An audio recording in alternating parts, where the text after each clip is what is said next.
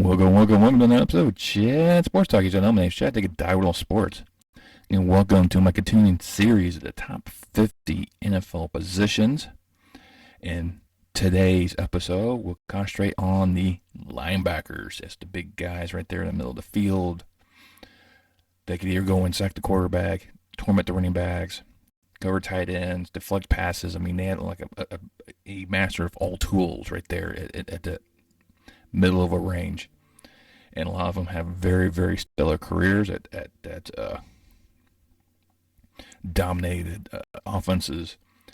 A couple teams have really personified the abilities of the linebackers, and to kind of point out, look at this at my list. If you do the two combined, you have a lot of Bears and Steelers. These seem to be the two prominent teams that really seem to create the best linebackers, or be able to get the best linebackers, or find those diamonds in the rough and just create great players that just need to be ball hawks. But before I get into that list for you, if you could just go ahead and smash that thumbs up for me, give me a like, especially like the content I provide you. It really pleases the YouTube gods. It really helps promote this channel out. You can also subscribe. I love you guys review my work. I love you all for doing that. Not many of you subscribe. It doesn't cost you a dime. It helps me provide more entertainment value for you. Now, the position of linebacker has been there since the beginning of the launch of professional football. And as I said, in previous other videos, the game itself has evolved immensely from the early days of Iron Man football, where you played two ways, or sometimes you played three different positions, to when about the 1950s is when the NFL finally went, okay, we're done with this two-way stuff. Let's go ahead and specialize the players. And you start seeing the player development 3 years get more and more specialized for the positions that they wanted to play. Linebackers are no different. Linebackers are not only built really, really good, they're powerhouses themselves, and a lot of times they're really, really quick. They just have they can sniff out that football and create hellacious hits. One of the greatest hitters I think that linebackers had was like Dick Buckus. I mean, when he hit you, you felt it. Or Bill Romanowski was another one. Some people say his is a little bit dirty, but he still put on great hits. Harrison, Porter. So there's a lot of good quality linebackers out there that can, lay the hit in. A lot of them did extremely well and personified the position for many, many years. And just like the defensive linemen in my previous video for this one is going to just be all linebackers. And you kind of see the iteration of them really kind of ferment itself in the 50s, and that's when they really pretty much the modern day defensive players have really, really transpired themselves. So a lot of these would be kind of the older guys. So you see the 50s, the 70s, I think is when the run linebackers really became a focal point, especially the Steel Curtain. We had Jack Hamm and Lambert, the Toothless Wonder. You'll see what I mean when you see his picture, trust me. And the great linebacker pairings of the Giants and the Bears and the Steelers. I've mentioned them already, but they had another iteration of Blitzburg that had quite a few great linebackers as well. So you got to look at that aspect of these great teams. And I did throw in a lot of pairings in there because a lot of times it's if you concentrate on one guy, another one's going to pick up the slack. So teams have to figure out which ones to pick your poison, basically.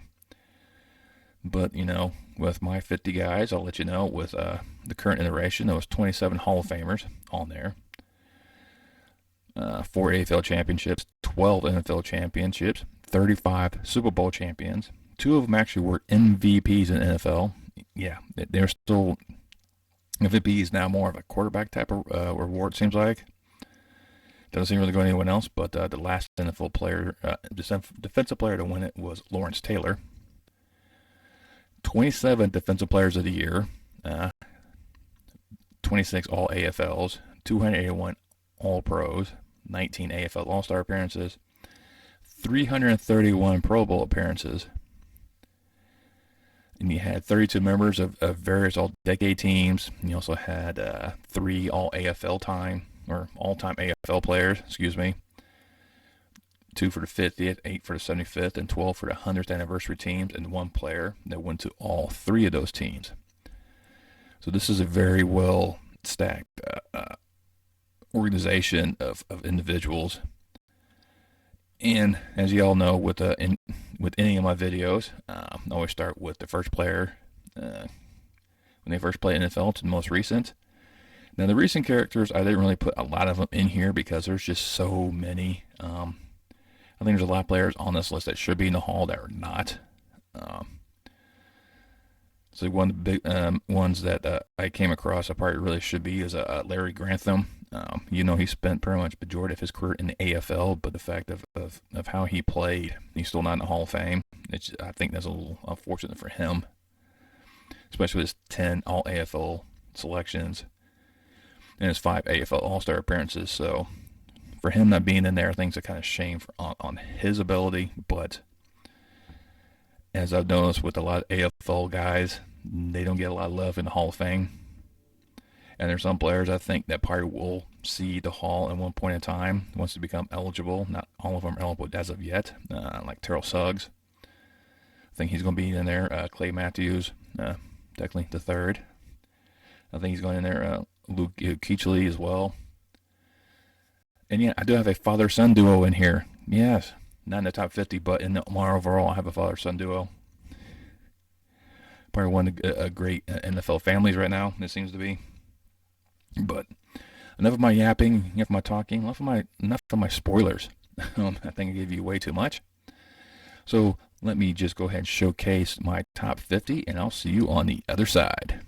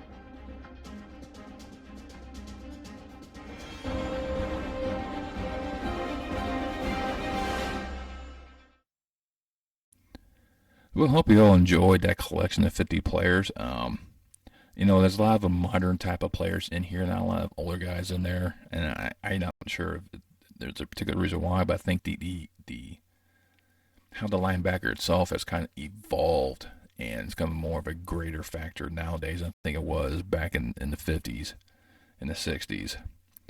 But there's a lot of great individuals on here. Running down the list, if you look at the pictures, I had 7 Bears in here.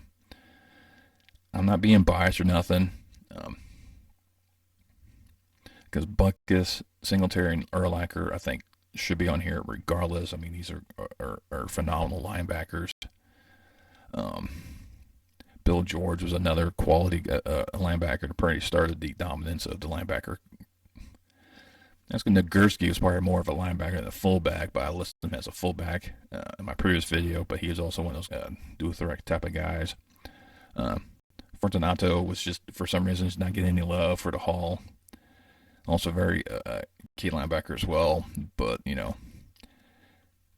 the fact that he just has 7 just happens to be who I thought. But there's also 5 Steelers on here on this list, including 3 from the Chiefs, Rams, and Giants. So it did get spread out a little bit beyond, Chicago and Pittsburgh. I said those are the 2 major teams that really seem to really embrace the linebackers, really utilize them to the utmost ability, and find defensive schemes that really benefits their ability. Tampa Bay has recently done that before under Dungy's tutelage. Really kind of developed that type of linebacker mentality of getting in there, as we see a lot of younger Broncos, or not Broncos, but Bucks in there. Then you see, guys from the Doomsday Defense, the Orange Crush, the Doom Patrol. Defenses have some of the most amazing names, and I just love it. But of course, with any of my lists, there's a next 50. These guys are left on the cutting room floor. There's a few other ones that are going to float out there, which I'll mention later after the next presentation for you. But these kind of next 50. This will also include the remaining 2 Hall of Famers that did not include in there, which, surprising. It also has 3 AFL champions, 4 NFL, 26 Super Bowls, a Defensive Player of the Year, 81 All-Pros, 153 Pro Bowlers, 5 that are part of the All-Decade teams, 3 All-AFL team. You have a member of the All-USFL team who was a 2-time champion with him. And he has some guys that had some really, really quality stats in terms of, like, part of the 1,000 tackle club. So you really see a lot of these guys in here that you probably recognize. And you have a little bit more current players in here. But I'll go ahead and let you kind of peruse this next 50, soak all that in. And once again, I'll see you on the other side.